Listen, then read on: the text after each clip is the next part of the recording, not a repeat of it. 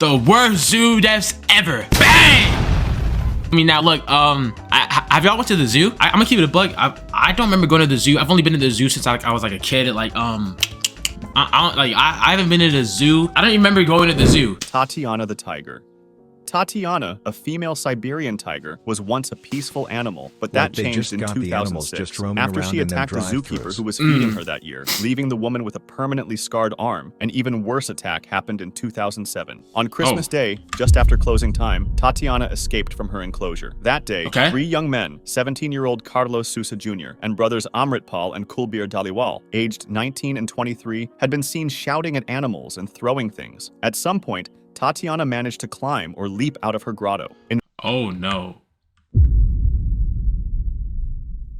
Oh no. So basically what I'm realizing here, right, is these guys are basically playing games they couldn't handle, bro. Why are they throwing stuff at...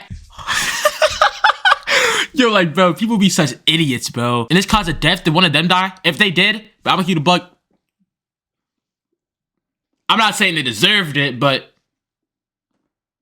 Investigators later discovered that the moat wall was only 12.5 feet high, even though the recommended minimum for tigers was around 16 feet. Concrete chips found in her paws suggested she had scrambled and pushed her way up the wall to get out. Once free, she went straight for the group, and Carlos Sousa was her first victim. She mauled him with brutal force, leaving him with skull and spine fractures, many bite and claw wounds, and a severed jugular vein. He died on the spot. The Dhaliwal brothers ran for their lives, bleeding from their wounds until they reached the nearby locked zoo cafe. The tiger was behind them, and they screamed for help until finally a worker inside the cafe... Hold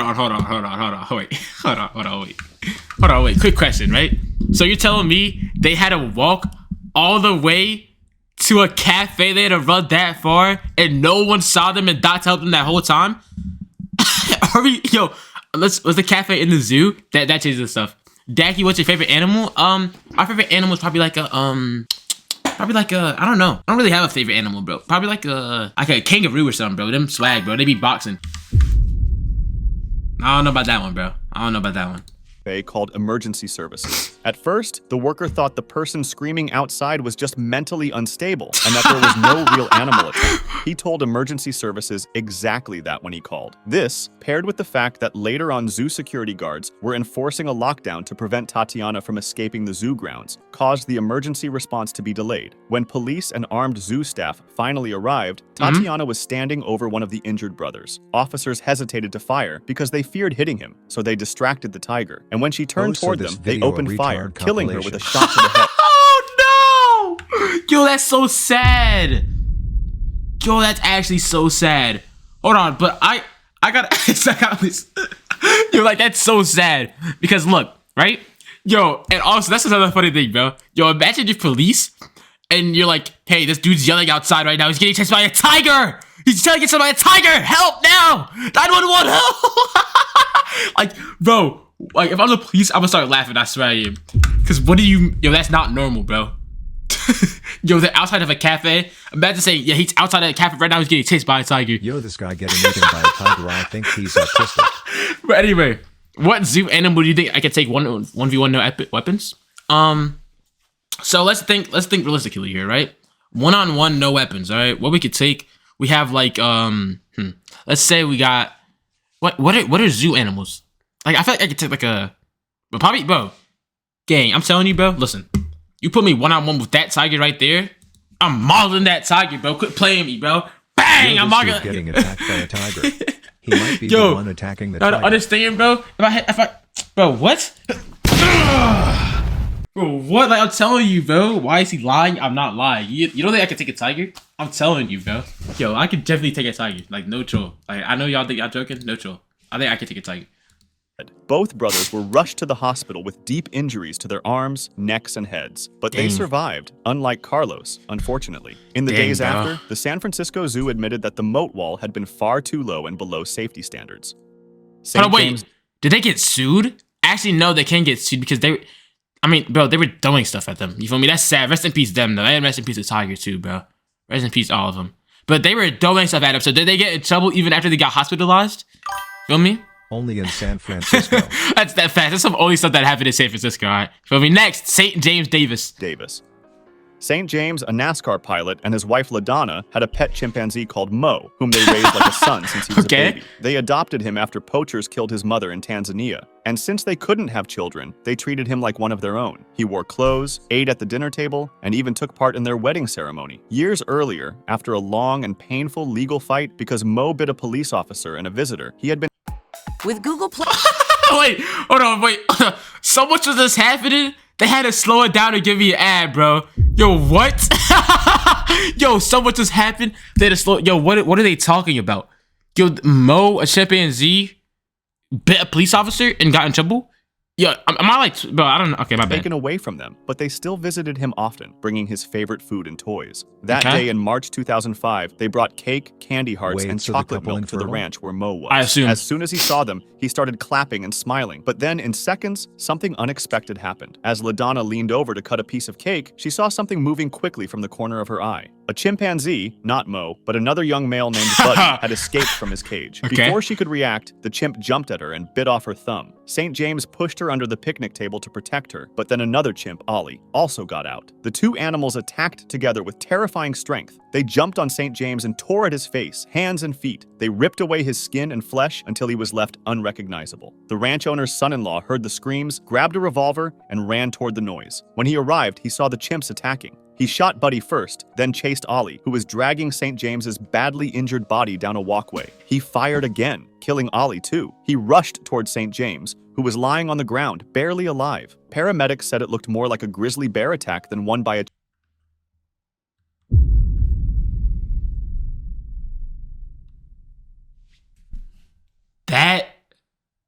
That, like, you feel me? That, like, event right there, that, what's it called?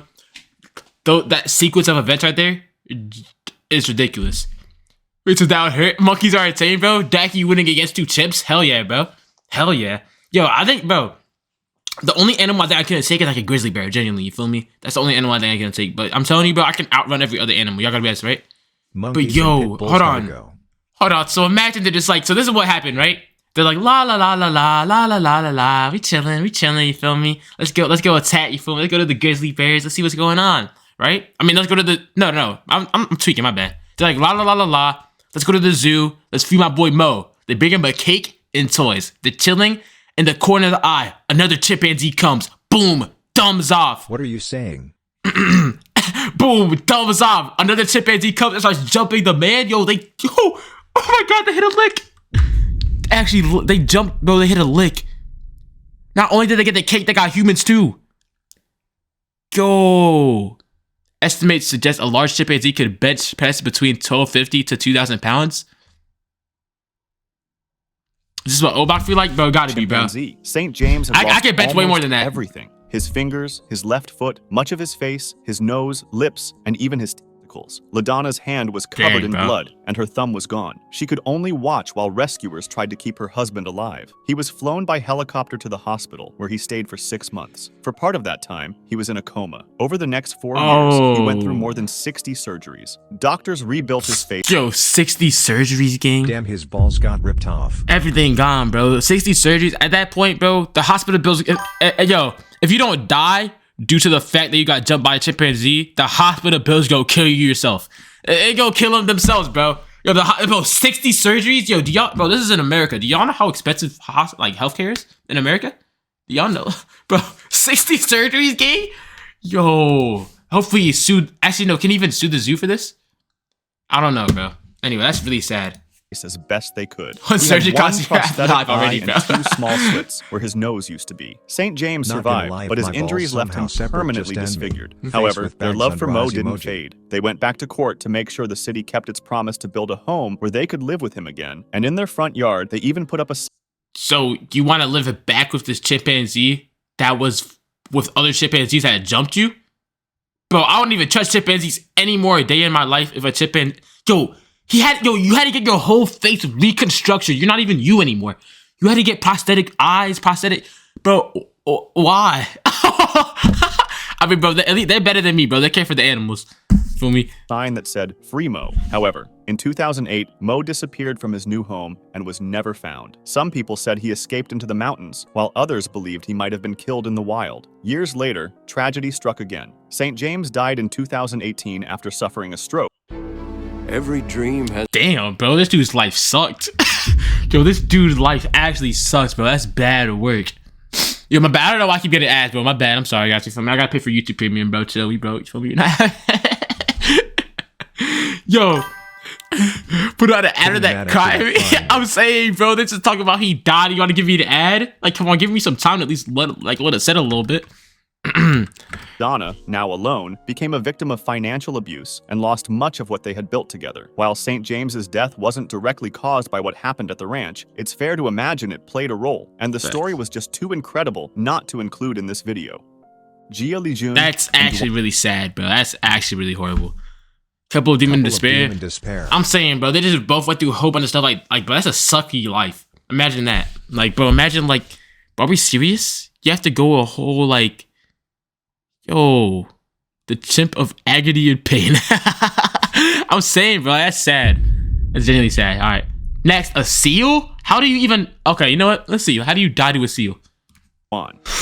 In May 2016, Jia Lijun, a Chinese businessman, was visiting Shishiaku Wildlife Park. He stopped at the walrus enclosure and started taking selfies and videos with the animal. Not a seal, the walrus GMG. was huge, Oh, weighing about 1.6 Walrus, bro, same thing.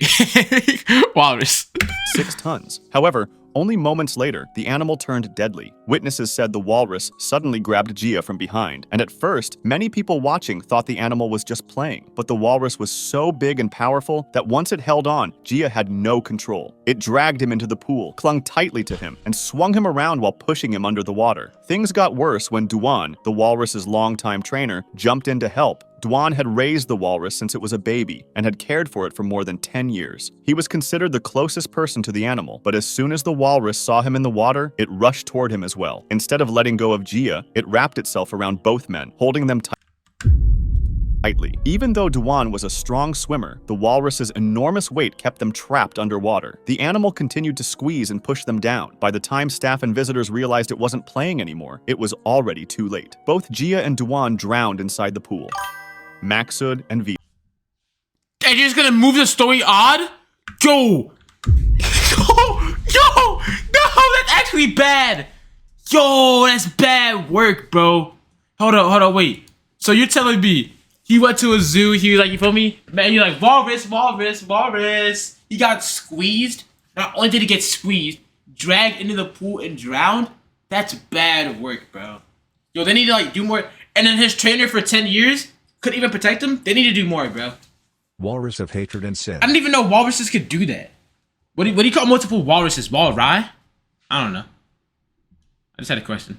No. Anyway, next one, bro. J.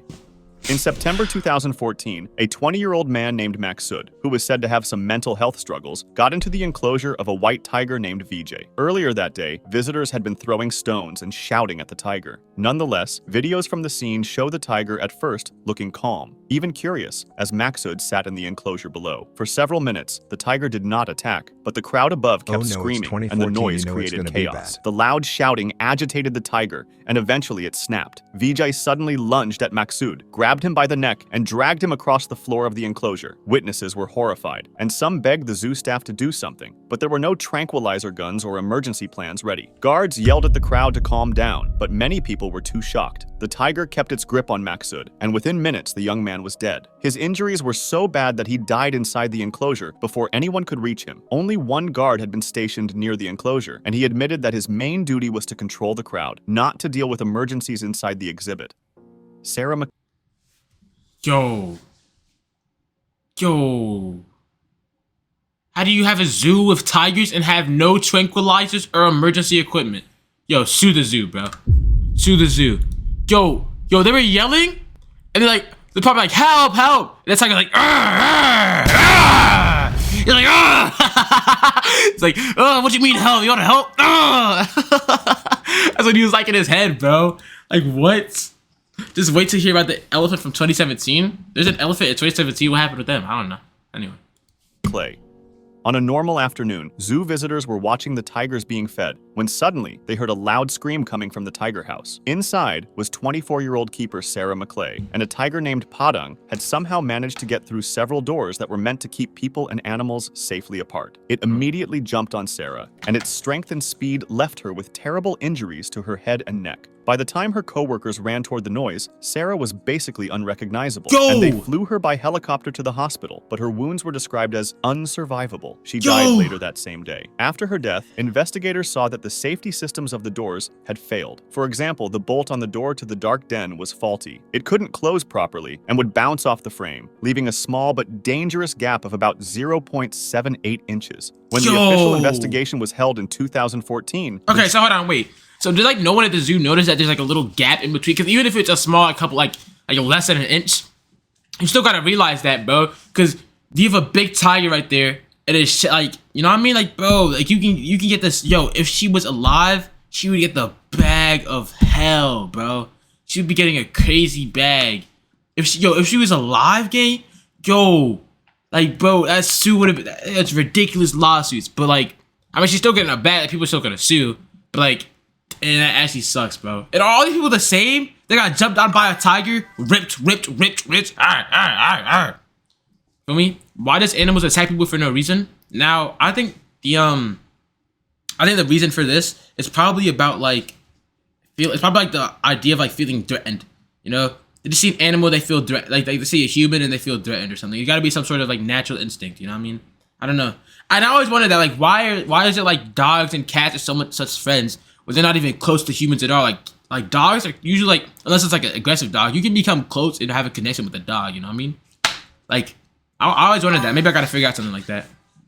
Animals fear us, so they feel the instinct to attack. Exactly, bro. That's what I was. You feel me? That's what my conclusion would have been. But jury couldn't say exactly how Sarah ended up in the same space as the tiger, but they confirmed that the broken bolt played a major role in the accident. Yeah. Kelly Ann Walls.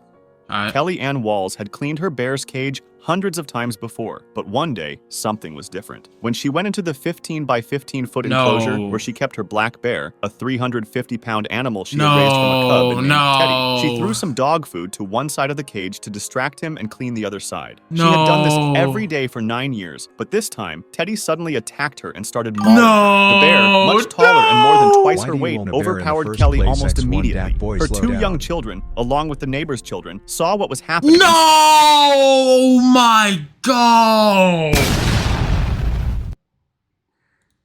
Ooh, that's even worse. Didn't even need to add that part yet, bro.